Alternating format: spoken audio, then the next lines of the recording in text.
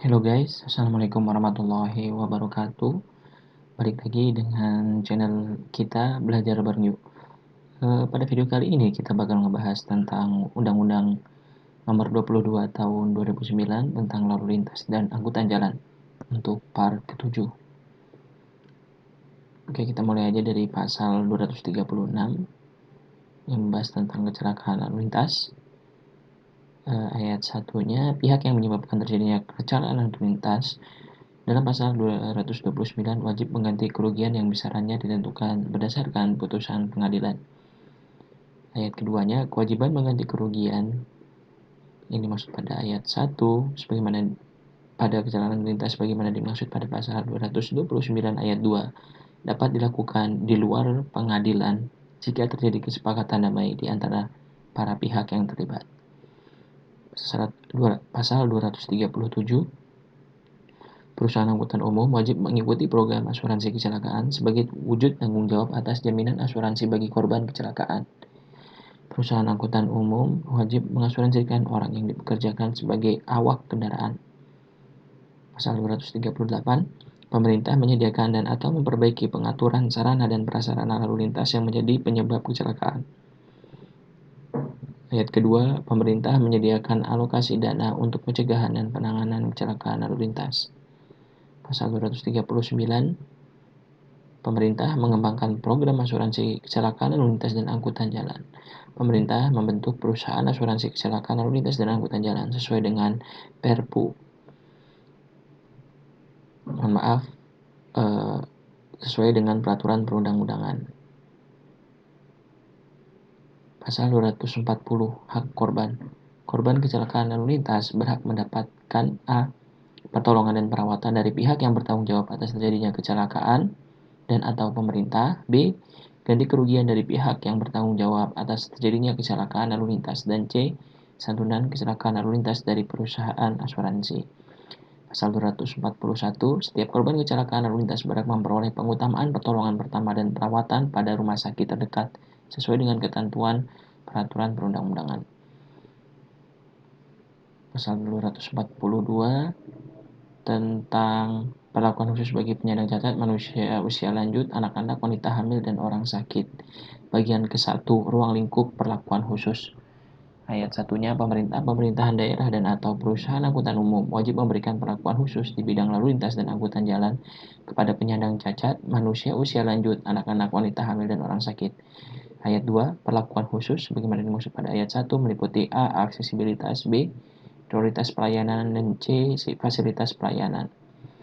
Yang ketiga, ketentuan lebih lanjut mengenai pemberian perlakuan khusus di bidang lalu lintas dan angkutan jalan kepada penyandang cacat, manusia usia lanjut, anak-anak, wanita hamil, dan orang sakit diatur dengan peraturan pemerintah. Pasal 243, masyarakat secara kelompok dapat mengajukan gugatan kepada pemerintah dan atau pemerintah daerah mengenai pemenuhan perlakuan khusus sebagaimana dimaksud dalam pasal 242 sesuai dengan ketentuan peraturan perundang-undangan. Pasal 244, perusahaan angkutan umum yang tidak memenuhi kewajiban menyediakan sarana dan prasarana pelayanan penyandang cacat dapat dikenai sanksi administratif berupa A. peringatan tertulis, B. denda administratif, C. pembekuan izin, dan atau D. pencabutan izin. Ayat keduanya, ketentuan lebih lanjut mengenai kriteria dan tata cara pengenaan sanksi administratif sebagaimana dimaksud dalam ayat 1 diatur dengan peraturan pemerintah atau PP. Bagian ke-1, pasal 245, untuk mendukung keamanan, keselamatan, ketertiban, dan kelancaran lalu lintas dan angkutan jalan diselenggarakan sistem informasi dan komunikasi yang terpadu. Ayat 2, penyelenggaraan sistem informasi dan komunikasi lalu lintas dan angkutan jalan dilaksanakan oleh pemerintah provinsi, dan pemerintah kabupaten atau kota berdasarkan ketentuan peraturan perundang-undangan. Ayat 3, sistem informasi dan komunikasi LLAJ sebagaimana dimaksud pada ayat 1 digunakan untuk kegiatan perencanaan, pengaturan, pengendalian, dan pengawasan serta operasional lalu lintas dan angkutan jalan yang meliputi A. bidang prasarana jalan, B. bidang sarana dan prasarana lalu lintas dan angkutan jalan, dan C. bidang registrasi dan identifikasi kendaraan bermotor dan pengemudi, penegakan hukum, operasional manajemen dan rekayasa lalu lintas, serta pendidikan berlalu lintas.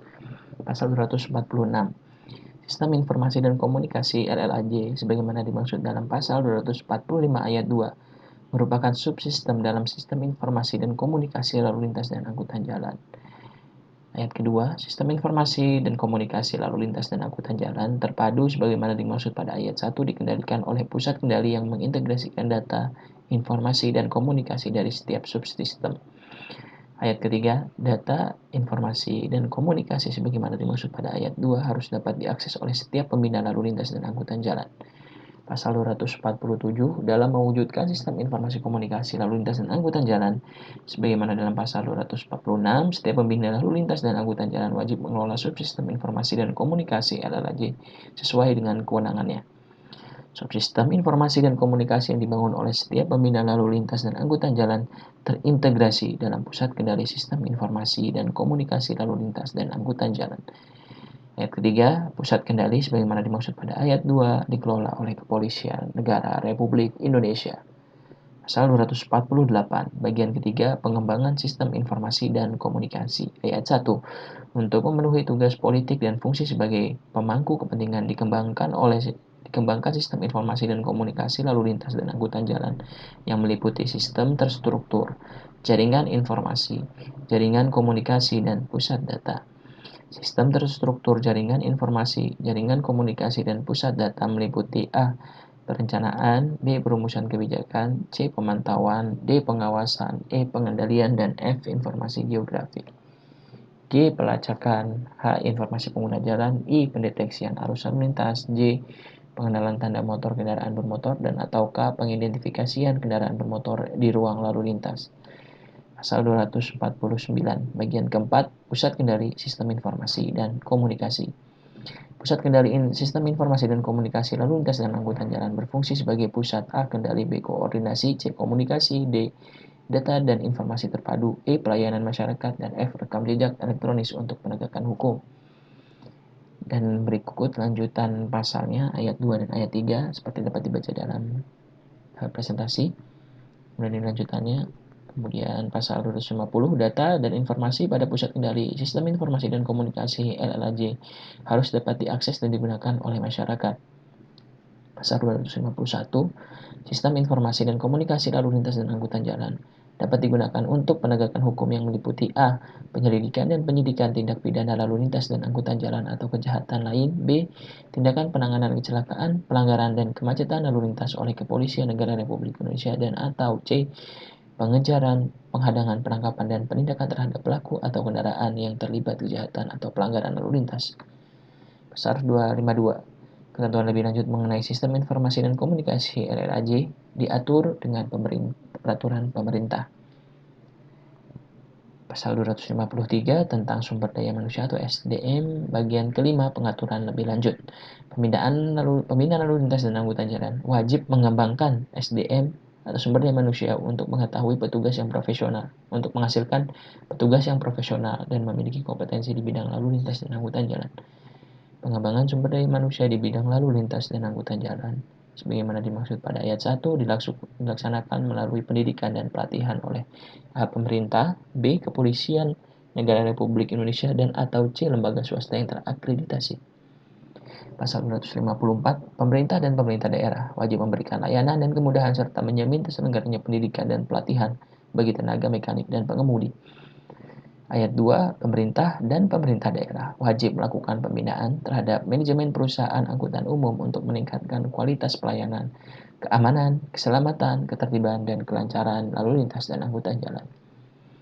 Pasal 255, ketentuan lebih lanjut mengenai pengembangan sumber daya manusia di bidang lalu lintas dan angkutan jalan diatur dengan peraturan pemerintah.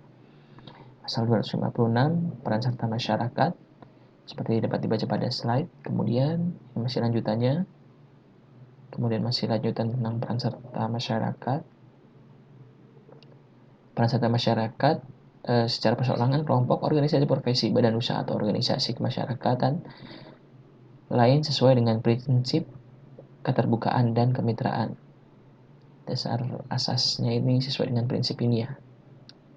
Prinsip peran masyarakat dengan prinsip keterbukaan dan kemitraan.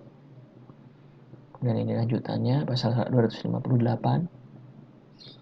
Ini pasal 259 bagian ke-1 penyidikan tentang penyidikan dan penindakan pelanggaran lalu lintas dan angkutan jalan.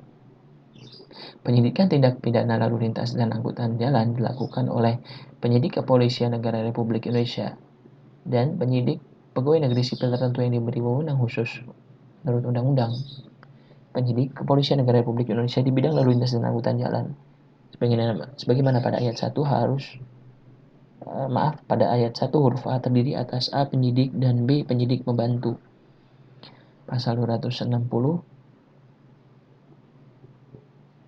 dalam hal penindakan pelanggaran dan penyidikan tindak pidana penyidikan Kepolisian Negara Republik Indonesia selain yang diatur dalam Kitab Undang-Undang Hukum Acara Pidana dan Undang-Undang tentang Kepolisian Negara Republik Indonesia di bidang lalu lintas dan angkutan jalan berwenang seperti pada poin A hingga poin I.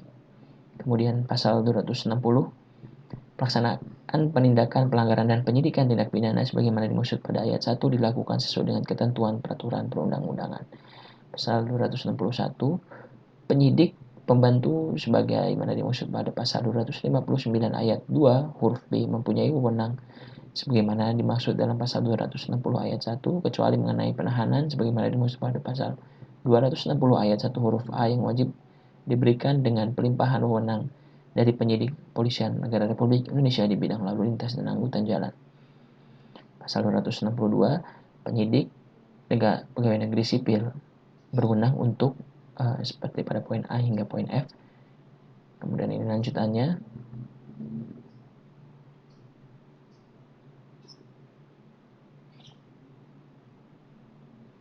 Kewenangan penyidik pegawai negeri sipil sebagaimana dimaksud pada ayat 1 dilaksanakan di terminal dan atau tempat alat penimbangan yang dipasang secara tetap. Dalam hal kewenangan yang dimaksud pada ayat 1 dilaksanakan di jalan, penyidik pegawai negeri sipil wajib berkoordinasi dengan dan harus didampingi oleh petugas Kepolisian Negara Republik Indonesia.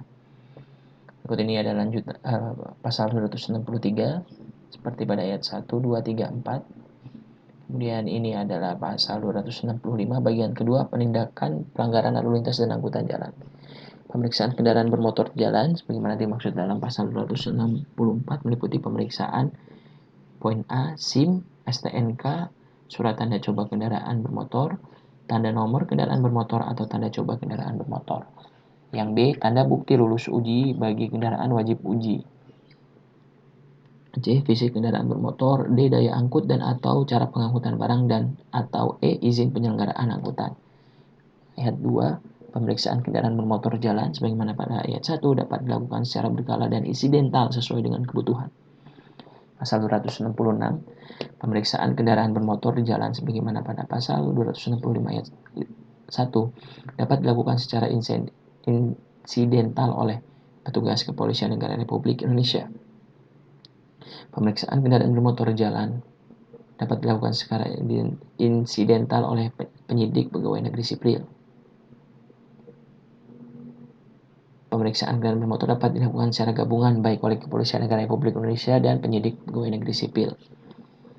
Pegawai negeri sipil dalam melaksanakan pemeriksaan kendaraan bermotor jalan wajib didampingi oleh petugas Kepolisian Negara Republik Indonesia. Pasal 267 bagian kedua tentang penyidikan dan penindakan pelanggaran lalu lintas dan angkutan jalan. Pada bagian kedua, penindakan penyelenggaraan lalu lintas dan angkutan jalan. Setiap pelanggaran di bidang lalu lintas dan angkutan jalan yang diperiksa menurut acara pemeriksaan cepat dapat dikenai pidana denda berdasarkan penetapan pengadilan. Acara pemeriksaan cepat sebagaimana pada ayat 1 dapat dilaksanakan tanpa kehadiran pelanggar.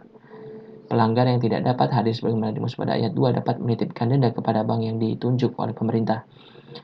Jumlah denda yang dititipkan kepada bank sebagaimana dimaksud pada ayat 3 sebesar denda maksimal yang dikenakan oleh setiap pelanggaran lalu lintas dan angkutan jalan. Bukti penitipan uang denda wajib dilampirkan dalam berkas bukti pelanggaran. Pasal 268 bagian kedua penindakan pelanggaran lalu lintas dan angkutan jalan. Dalam hal putusan pengadilan menetapkan pidana denda lebih kecil daripada uang denda yang dititipkan, sisa uang denda harus diberitahukan kepada pelanggar untuk diambil. Sisa uang denda sebagaimana dimaksud pada ayat 1 yang tidak diambil dalam waktu 1 tahun sejak penetapan putusan pengadilan disetorkan ke kas negara. Pasal 269 bagian kedua penindakan pelanggaran lalu lintas dan angkutan jalan. Ayat 1, Uang denda yang ditetapkan pengadilan sebagaimana dalam pasal 267 ayat 1 disetorkan ke kas negara sebagai penerimaan negara, bukan pajak. Kemudian ayat kedua, sebagian penerimaan negara bukan pajak sebagaimana dimaksud pada ayat 1 dialokasikan sebagai insentif bagi petugas kepolisian negara Republik Indonesia dan penyidik PNS yang melaksanakan penegakan hukum di jalan yang pelaksanaannya sesuai dengan ketentuan peraturan perundang-undangan. Pasal 270 bagian ketiga, penanganan benda sitaan. Penyidik Kepolisian Negara Republik Indonesia berwenang melakukan penyitaan, penyimpanan, dan penitipan benda sitaan yang diduga berhubungan dengan tindakan pidana lalu lintas dan angkutan jalan. Benda sitaan disimpan di rumah penyimpanan benda sitaan negara. Dalam hal belum ada rumah penyimpanan benda sitaan negara di tempat yang bersangkutan, penyimpanan benda sitaan dapat dilakukan di kantor Kepolisian Negara Republik Indonesia, di kantor Kejaksaan Negeri, di kantor Pengadilan Negeri, dan dalam keadaan memaksa di tempat penyimpanan lain atau tetap di tempat semula benda itu disita. Ayat 4, tata cara penyitaan, penyimpanan, dan penitipan benda sitaan sebagaimana dimaksud pada ayat 1 dilakukan menurut ketentuan Kitab Undang-Undang Hukum Acara Pidana. Pasal 271 bagian ketiga, penanganan benda sitaan. Penyidik wajib mengidentifikasi dan mengumumkan benda sitaan kendaraan bermotor yang belum diketahui pemiliknya melalui media massa. Pengumuman sebagaimana dimaksud pada ayat 1 menyebut ciri-ciri kendaraan bermotor, tempat penyimpanan, dan tanggal penyitaan.